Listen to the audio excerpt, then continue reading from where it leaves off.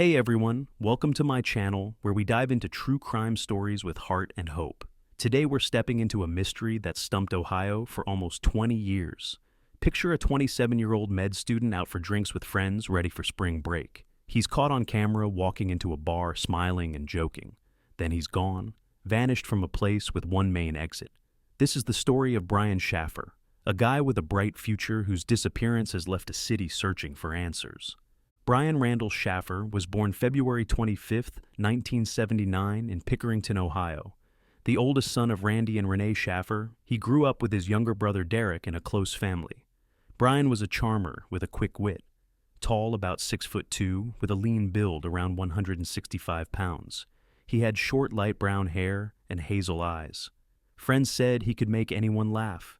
He loved music, especially Pearl Jam, strumming their songs on his guitar at home. Brian was smart too. He earned a microbiology degree from Ohio State University in 2003 with a minor in molecular genetics. Inspired by his mom, Renee, a nurse, he wanted to be a doctor. After working as a radiology tech assistant, he started med school at OSU in 2004. His days were packed with classes and late-night study sessions, but he thrived under pressure. He was dating Alexis Wagoner, a fellow med student. They were crazy about each other. Friends thought they'd get married soon. Brian's life was on track, but 2005 brought a blow. Renee was diagnosed with a rare blood cancer called myelodysplastic syndrome. It crushed Brian. He called her his hero, the greatest person he knew. He visited her often, bringing her flowers and joking to keep her spirits up. Renee fought hard, but died on March 6, 2006, at age 51. Brian was devastated. He'd visit her grave alone sometimes, just sitting there. He told Alexis he felt lost without his mom. One day he asked her to run away with him, maybe to escape the pain. Another time, he said she should find someone else because he wasn't himself. Alexis stayed by his side. They planned a spring break trip to Miami, a gift from Renee before she passed. Brian pushed through med school finals, exhausted but ready for a break. On March 31, 2006, he had dinner with his dad, Randy, at a steakhouse to celebrate. Randy said Brian was tired from exams, but seemed okay. Nobody could have known what was coming. That evening, Brian called Alexis, who was visiting her family in Toledo. He said he missed her and was excited for Miami. He told her he was going bar hopping with his friend Clint Florence. Alexis asked him to call her tomorrow, and he promised he would. Around 9 p.m., Brian and Clint started their night at the Ugly Tuna Saloona, a lively bar on High Street near OSU's campus. The place was a student favorite with fish-themed decor, cheap drinks, and a second-floor layout above a strip mall. It was packed that night with spring break energy. A live band played covers, and the crowd was rowdy. Brian and Clint didn't stay long. They kicked off a pub crawl, hitting bars like Mad Mex for Margarita's Brothers Bar for beer, and the Short North for shots of Jack Daniels. They'd walk in toast, laugh, and move on. Brian was in a good mood, cracking jokes, but his eyes showed he was worn out. By 11 p.m., they were in the Arena District, a trendy spot with clubs and bars. At the Short North, they ran into Clint's friend Meredith Reed. She worked as a bartender and knew them from campus hangouts. It was close to midnight, and the guys were feeling the drinks. They asked Meredith for a ride back to the Ugly Tuna for one last round. She agreed, saying she'd join them for a drink since she was off work. They piled into her car and drove back to the bar. The Ugly Tuna was on the second floor, reachable by an escalator or stairs. A narrow stairwell led to a balcony area overlooking High Street. CCTV cameras at the escalator entrance caught Brian, Clint, and Meredith riding up at 1:15 a.m. on April 1, 2006. The bar was still hopping. The band played on, and students packed the dance floor. Brian, Clint, and Meredith grabbed drinks and settled in. Meredith was their designated driver, so she sipped lightly.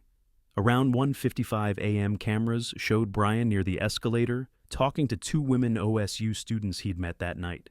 They offered to buy him a drink, but he smiled and declined. He seemed relaxed, maybe flirting a bit. The women left down the escalator, and Brian turned, walking back into the bar. Friends said he mentioned wanting to talk to the band about their Pearl Jam cover. He loved music and often chatted with performers. That was the last confirmed sighting of Brian Shaffer.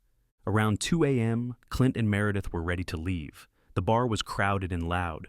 They looked for Brian, checking the dance floor, balcony, and bathrooms. They couldn't find him. They called his phone, but it went to voicemail. Thinking he'd left with someone or gone home, they headed out.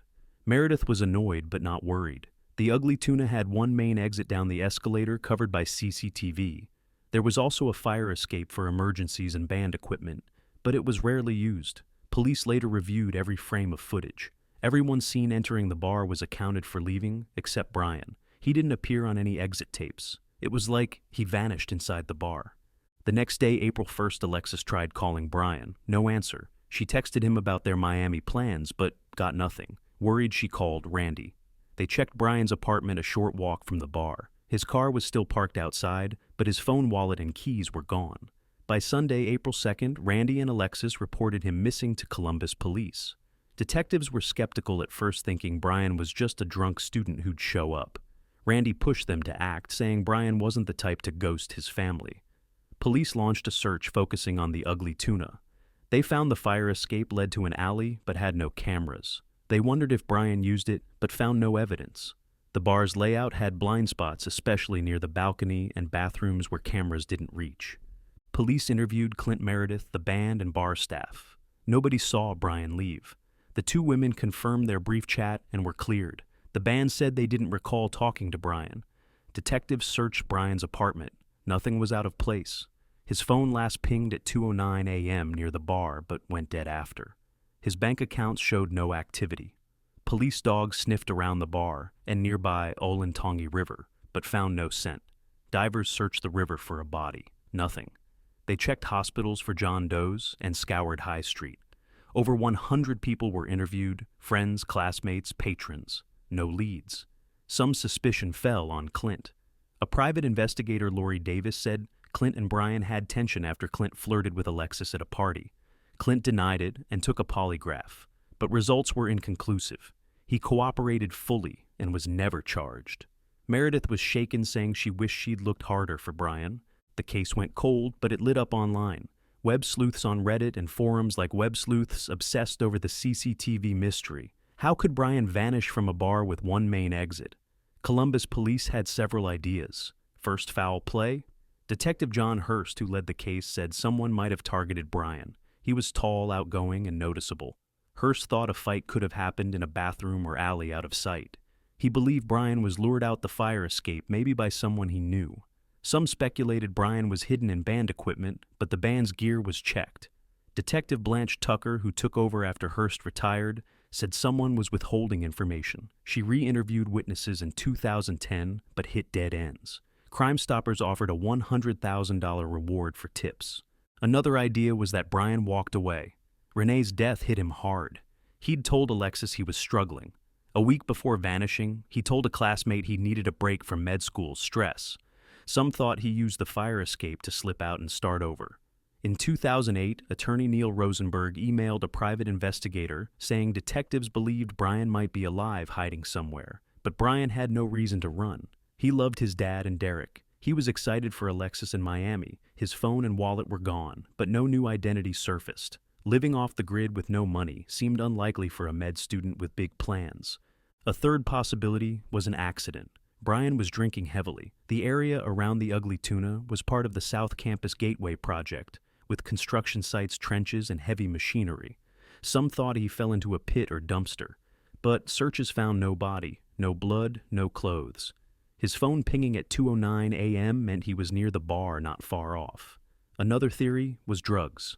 Online sleuths asked if Brian used drugs causing erratic behavior. Police found no drug history. His friend said he was just drinking shots and beer. A wilder idea was the smiley face killer, a debunked theory linking young men's drownings. Some linked Brian to cases like Jason Jolkowski, but police found no connection. Other theories floated online. Some said Brian hopped a freight train. Tracks ran near his apartment and the bar, but no evidence backed this. A 2007 psychic claimed Brian was near water. Police checked but found nothing. Sightings kept hope alive. In 2008, someone spotted a man like Brian in Atlanta. In 2010, a homeless man in Texas resembled him. All were ruled out. The case became a cultural touchstone. America's Most Wanted aired it in 2007. Local news ran specials. Reddit's r/unresolved mysteries kept it trending. The Ugly Tuna gained a spooky reputation.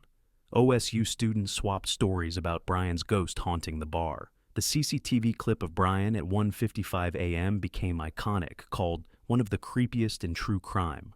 Brian's family fought to keep his name out there. Randy worked with Central Ohio Crime Stoppers, organizing vigils and distributing 10,000 flyers. He met with OSU students begging for tips. He ran a website for Brian. In 2008, tragedy struck. Randy died in a freak accident when a tree fell on him during a storm. Derek and Alexis took up the cause. Derek maintained the Find Brian Shaffer Facebook page and held annual memorials. Alexis stayed in Columbus becoming a doctor, but never gave up hope. She said in 2016, "I still think Brian might walk through the door." Ohio State University added safety measures after 2006, like campus escorts and better lighting. The community rallied, but answers stayed out of reach. Columbus police keep the case open. Detective Tucker said, in 2024, they get tips monthly. They've retested evidence with new DNA tech, but found no breakthroughs. The $100,000 reward stands. Some fans want a 3D model of the Ugly Tuna's camera coverage to map blind spots. Others think the full 24-hour CCTV footage could hold a clue. But the tapes are old, possibly degraded. The Ugly Tuna is still open, a reminder of that night. Brian's friends hold on to hope. Clint said on a podcast he believes Brian's alive. Alexis thinks someone knows something. What happened to Brian? Was he taken from the bar? Did he slip away to escape his pain? Or did an accident erase him that night? The truth is locked in the shadows of the Ugly Tuna. Brian's loved ones deserve closure. Derek Shaffer carries the loss of his mom, dad, and brother. He said, "I just want to know what happened to Brian." Brian was more than a mystery. He was a son who brought flowers to his mom's bedside, a brother who teased Derek but always showed up, a boyfriend who planned a life with Alexis, a future doctor who wanted to save people. If you know anything about Brian's disappearance, call Central Ohio Crime Stoppers at 614-461-8477 or submit a tip at stopcrime.org. You can stay anonymous. Your call could bring peace to a family waiting since 2006. To Derek and Alexis, your strength is incredible. We're all hoping with you that Brian's found. If you want to help share Brian's story, visit missing person sites like the Charlie Project or Ohio's Missing Persons Database. Keep his name out there. Someone might have the key to this puzzle. Thanks for diving into Brian's story with me.